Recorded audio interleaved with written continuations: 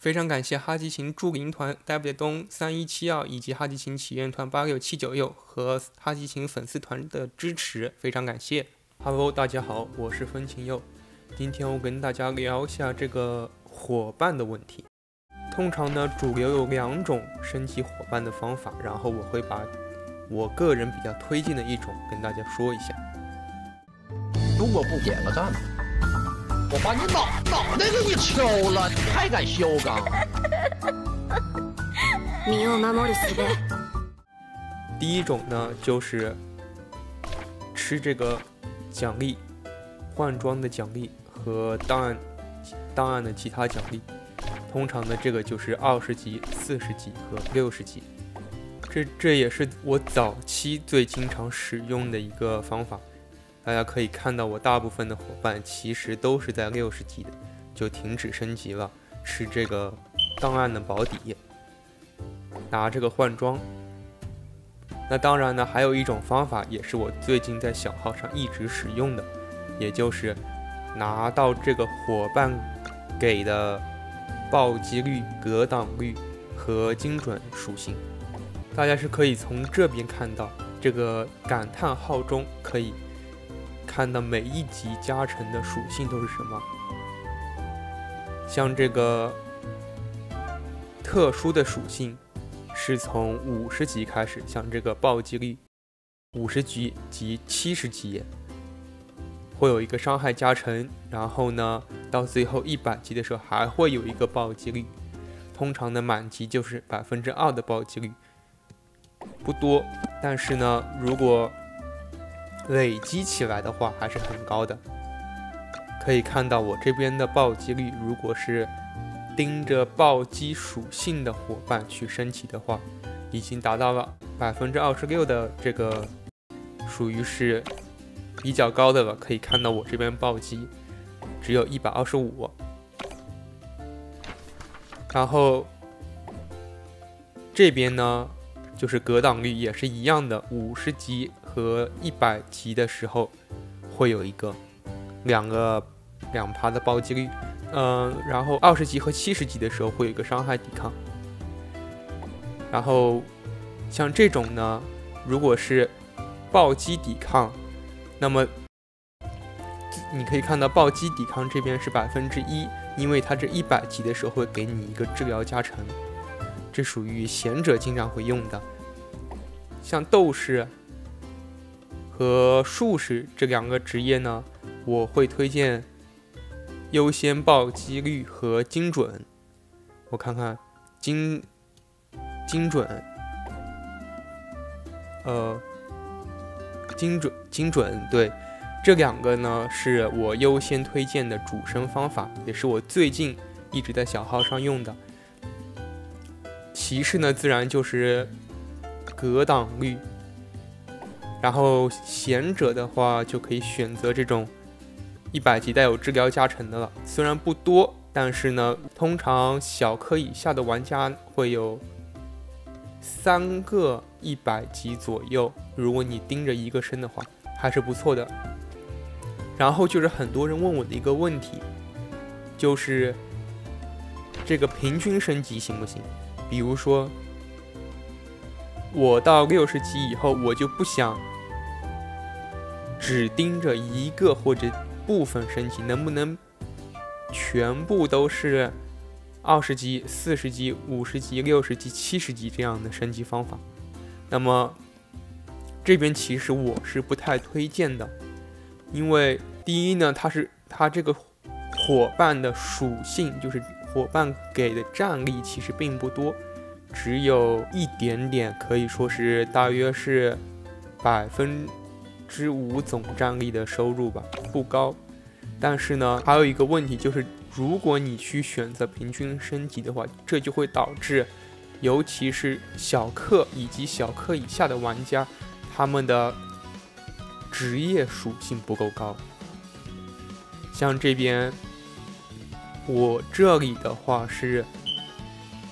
怪物有32的暴擊抵抗，那麼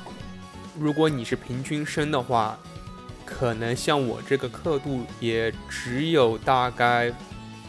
15%左右的平均属性，15%的精準暴击格挡。那麼你可以看怪物这邊的属性其實是微乎其微的，尤其是骑士这種玩家，普通的骑士的话，其實很难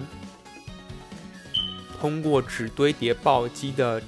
這個屬性去對怪物造成暴擊了，因為怪物第一呢，怪物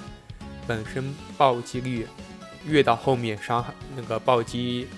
值就越高，同時呢它還有格擋值，像這邊的怪物格擋率已經50多了。那麼像騎士的話，我會推薦在選擇完部分格擋率的時候，再去適當的增加一些精準，比如說你把一些精準的伙伴拉到50级的话，能吃個1%的精準。像我這邊大概有10個左右的精準伙伴，你都拉上去的話，可以增加10%的精準。这樣的話，在你搭配晨曦天使的时候，就可以让你更有效率的去打出这个暴擊傷害。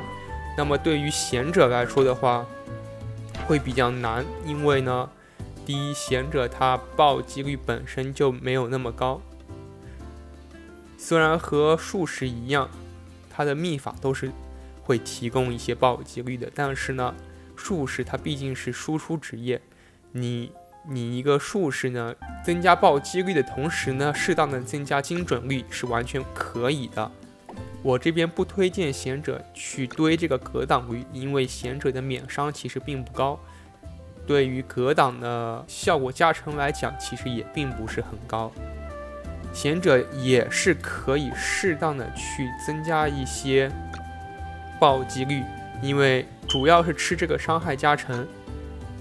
然後如果你是一個主玩暗幕的夥伴，就比如說你這邊的遺物暗親和特別高，還有這種暴擊率，遺物給你帶來的暴擊率也特別的高。我找找。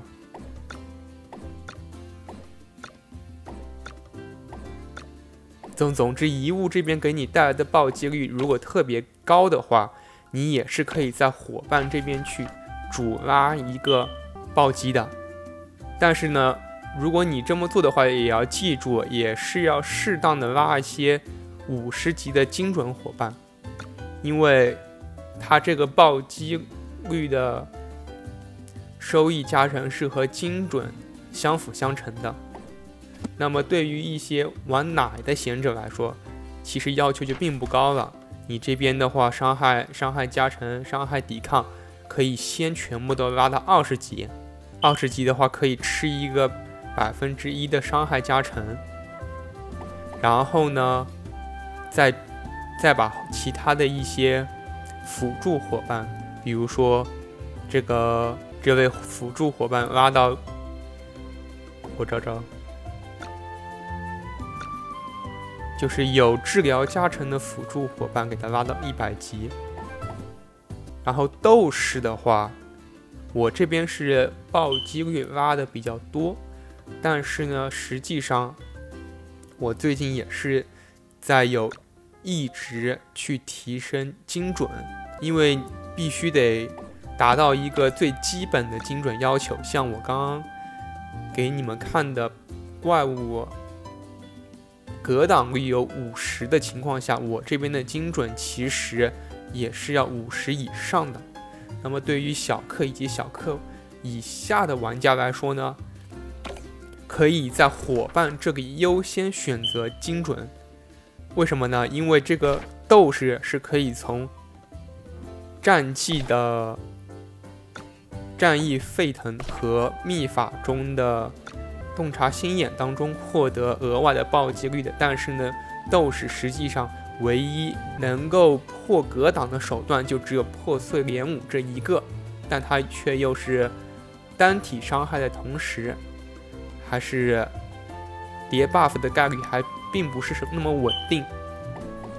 然後就是贈禮，贈禮的話，我這邊其實是很推薦大家去只升級夥伴喜歡的禮物。像這邊的話，像這個有爱心的夥伴禮物，像我通常呢就只給夥伴喜歡的禮物，其他像这種不喜歡的呢，我通常是不給的。哪怕已經99級了，馬上就要100級了，我也是不會給的。為的就是能最大化的吃到每一個禮物的效果。像很多人他會一次性選擇一個，比如說你是一個術士，你想要獲得更多的精準或者鬥士，它會自動選擇，然後全部拉滿，可能一次性就可以從1級升到，比如說40-50級，特別多。但是呢，你可以看到，如果你給夥伴喜歡的禮物的話是200點經驗，但是呢，如果你給這個不是很喜愛的禮物，就是普通禮物的話，其實際上要少了20%的這個經驗值。那麼對於無論是中氪、小氪還是大氪，以及零氪的玩家來說，這20%其實差的挺多的。因為大部分情況下，你的禮物獲得手段實際上就是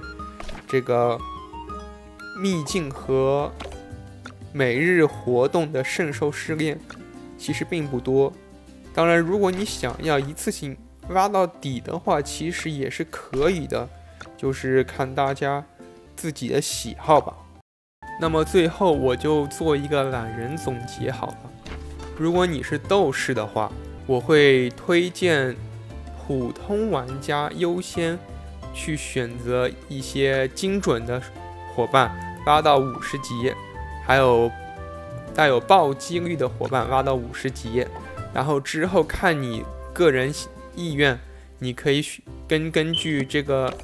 敵人的屬性去選擇繼續往上拉精準夥伴或者暴擊夥伴。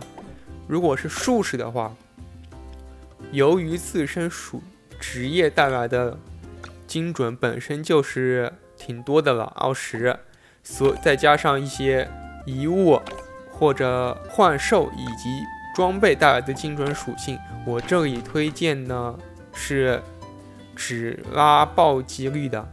如果你有多餘的話，你的確是可以拉部分50級的精準夥伴，但是主要優先選擇呢，我這依然是推薦暴擊率。如果你是騎士的話，我這裡呢肯定就是優先推薦格擋率了。如果你這邊還有多余的禮物數量的話，我會推薦大家去多拉一些精準夥伴，因為騎士的精準率實際上是不高的，再加上騎士其實也是可以通過秘法和戰績去大幅度增加自己的暴擊率的。那麼骑士如果你選擇精準夥伴的話，配合天使，實際上是可以達到一個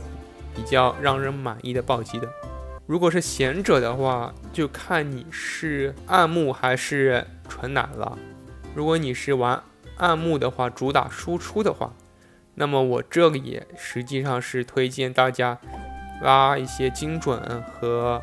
暴擊率夥伴同步升級，同步把它升到50級，或者然后是100级。那麼像這種治療加成的夥伴呢，就可以捨棄了，畢竟你這邊是有打輸出的。如果是你是純奶的話，我會建議治療加成以及精準。精準的目的不是為了讓你暴擊，是為了讓你能夠打出正常的傷害，不被格擋。那麼關於夥伴的這一期呢，也就到此為止了。不知道大家看完這一集之後有什麼想法呢？是否可以解答你的疑惑，一些夥伴選擇上的疑惑，也可以在評論區分享給大家。當然，如果你有一些更多的疑問的話，比如說想要放圖啊之類的，也可以去我的 Discord 去看一下。非常感謝，那我們下期再見，拜拜。